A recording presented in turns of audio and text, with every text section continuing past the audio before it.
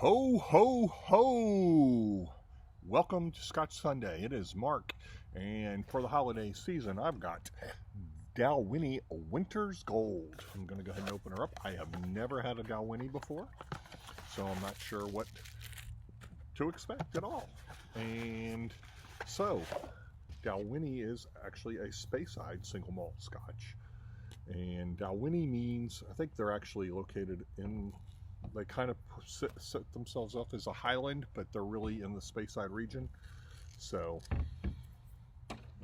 okay. So anyway, Dalwhinnie means the meeting place. It's situated in an area where cattle drivers used to meet up in the mountains, and the routes ran through where the distillery is located. So production at the Dalwhinnie began in 1898. They've changed ownerships like 5 times in the first 30 years, and but they're currently owned by Diageo. They closed in 1934 because of fire, and then reopened after 4 years, and then only turned around and closed 2 years later due to World War II. Dalwhinnie they have the coldest average temperatures of only 43 degrees Fahrenheit, 6 degrees Celsius of any inhabited region of Scotland. And they are the highest distillery with a visitor center, but it's not really even that high. It's like 1,100 feet and like 350 meters, but they're the second highest distillery overall. The other distillery does not produce any kind of single malt. I think they're owned by Chivas, the highest one, whatever it is, but it's not anything that you can buy off the shelf. So they're the highest single malt, the highest with a visitor center as far as elevation. But again, 1,000 feet isn't particularly high. So I'm going to go ahead and roll this. I did a generous pour, so I've had this for a couple of years, several years. I think it came out in like 2015. Probably not even on the shelves anymore, but anyway, it's 43% ABV. I believe it's colored. The gimmick is kind of that they use whiskeys distilled from October to March, which when it's very cold, I don't think that's going to really matter a whole bunch. You're going to have cold.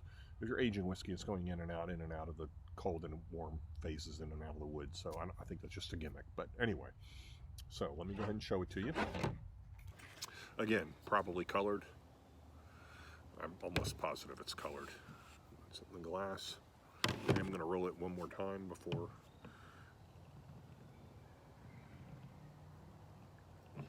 So, okay, anything on the bottle? It says Winter's Gold, 43% ABV. From Scotland's highest and coldest distillery. Not anymore, that's not true. This distinctive single malt owes its unique sweetness to the harsh winters that shape its character. Nothing else on there.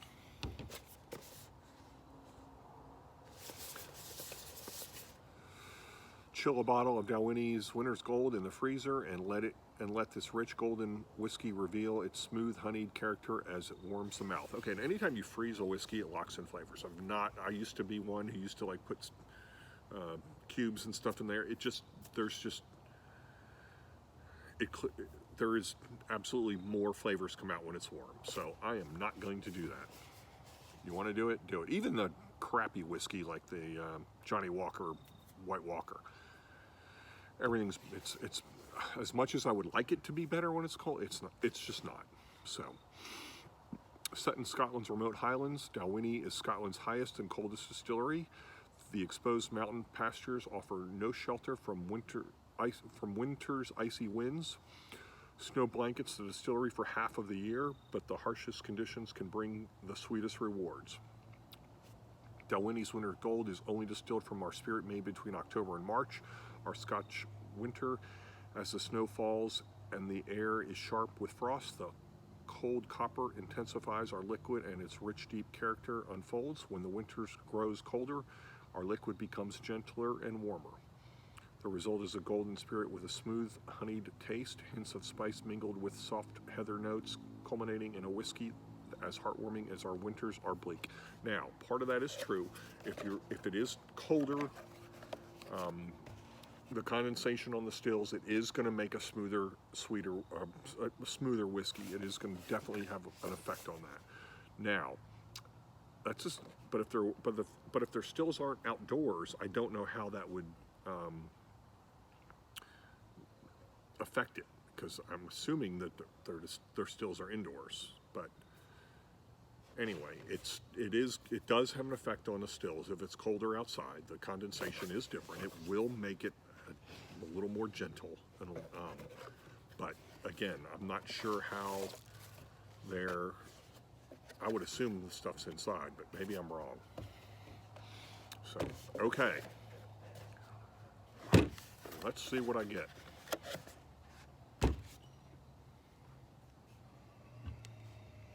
Fruity, I get the apples and the pears. More pears than apples, though. Very sweet, fruity. Getting some honey sweetness. It smells very excellent. Excellent nose.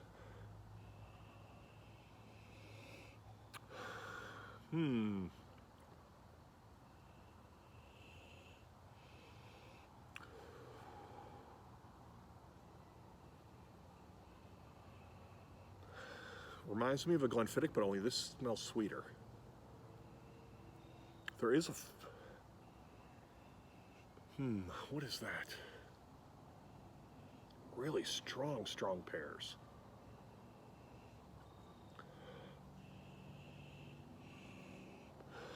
There's heather in the back. So, okay. Honey, but really pears and sweet. Sweet.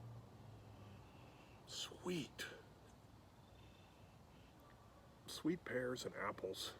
Some honey, and then heather in the back. Let's go with that. So let's go to the nose.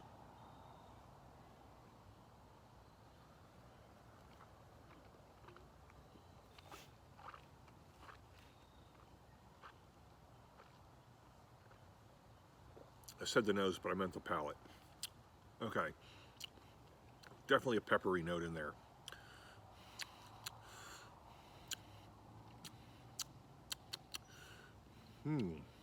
Cinnamon. Definitely.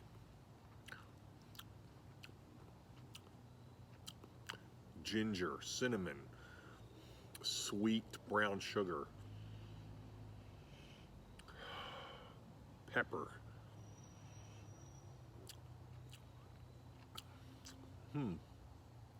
Spicy. Okay, so more muted now, but not much different, maybe a little bit less intense. So my damn camera jacked out, so I'm stuck on this one.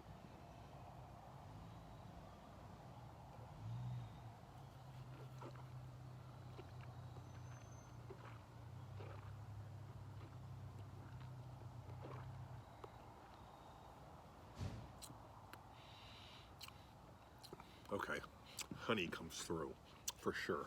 Honey, pepper, cinnamon, Christmas spices really. Cinnamon, nutmeg, brown sugar. So I get why it's winter's gold. It is peppery though also. Pepper and honey come through. It kind of has a spicy finish, but again, it's only 43% ABV, so it's not like it's killing me. But, okay, so, this is a tough one. I would keep it on my shelf. So, again, I'd like it to be a little bit higher ABV, but I would keep it on my shelf. So, I don't know. This is like a 6 or a 7. So, let's go with 6. But a 6, but I would keep it on my shelf. I know I say that I wouldn't normally keep a 6 on my shelf, but I would just because it's a little bit different. Yeah, very good. It's good. Anyway, Dalwhinnie. See you next time.